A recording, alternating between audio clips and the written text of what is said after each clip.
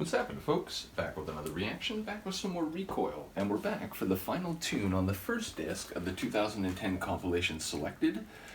Big shout out to Nina and others who suggested this deep dive in the first place. I found that this guy's music, outside of Depeche Mode, Alan Wilder that is its own entity, and ultimately it's a different flavor than I expected going into it. But then even as it went along, and I've got a better sense of his creativity and the dark sonic alleyways he'll go down, the combination of elements that you wouldn't normally expect together, even with each increasing track's knowledge imparted to me, it's still at this point where, I start a Recoil tune, I have no idea what's going to happen, and I know it's going to surprise me. So essentially the only clarity is that I have no idea. So yeah, looking forward to it. But Last Breath, fundamentally, it makes you think about death. Makes you think about that last expression, that last moment of life, in particular the exhale, but I suppose a breath can be seen biologically as both the inhale and the exhale. But yeah, that final moment, which in a lot of fictional or creative enterprises is accompanied by a wind, that the death wind where there's no ambiguity anymore in a movie or a TV show, like, no, that character's dead, and that was the representation of their spirit, which if you didn't know, like the original etymology of the word spirit it was like breath or to breathe. And like ancient thinkers looked, and it's like, oh, things that are dead don't breathe, things that are living do breathe. So there's a spirit, there's this essence inside, and when that is finally exhaled, that represents the demarcation point. So that's what it makes me think of, Last Breath. It makes me think about death. It makes me think about the history of the word spirit and so on. So let's find out what Alan Wilder has to say about it. This is Last Breath, the final tune on the 2010 compilation for Recoil. And yes, Last Breath.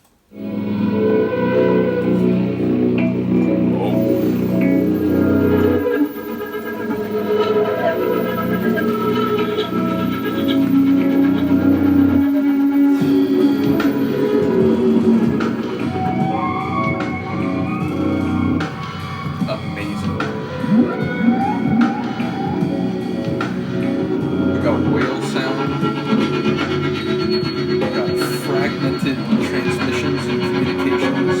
It feels like we're at a jazz club at the end of the galaxy. Some place where all the lost threads of the universe come together.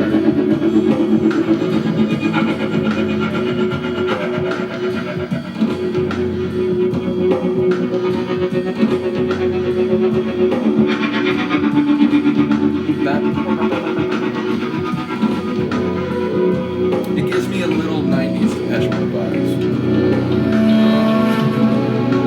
The depth of the bass. There's a song that tells you about the sounds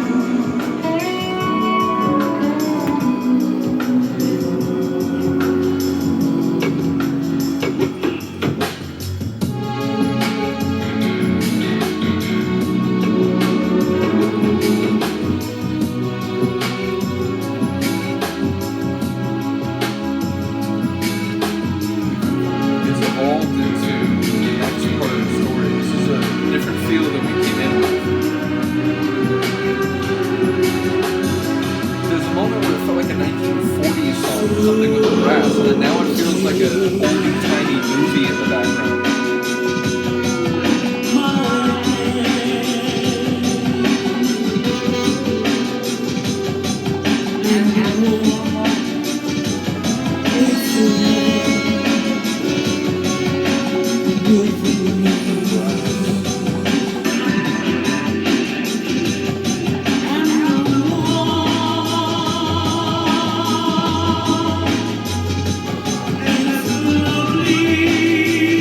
a voice that could like knock down trees.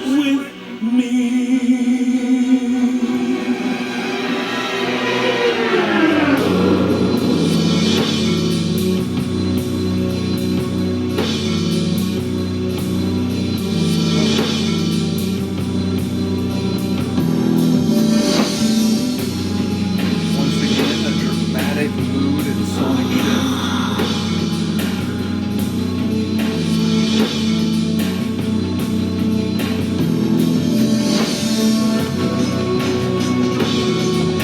Oh my god.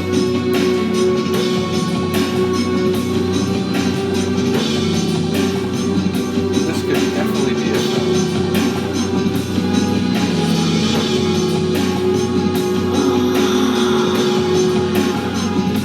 I think someone's feeling all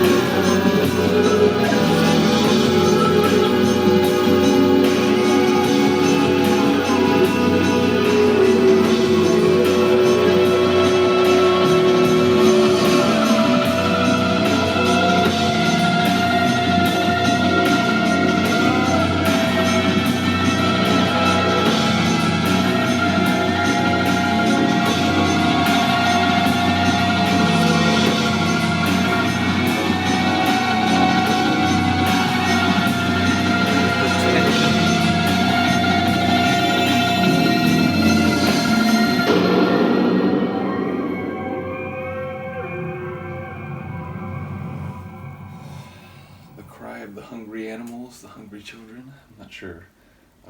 Insane. But again, another remarkable sonic achievement. I enjoyed all the sections. There was one section, maybe like the third or the fourth. I think it was the third I commented on. Yeah, I really enjoyed that. It was a deep and heavy and a bit grinding and gritty. But yeah, at first it was very, again, out on the edge of the cosmos, jazz sort of feeling. Then it went into a more clean and technological and developed, but a bit like tension-filled configuration. Then maybe the one that I'm saying, a bit heavy and grinding. And by the end, it was, you know, off the rails, and it was, the tension was increasingly intense with a couple of the more repetitive or intense layers.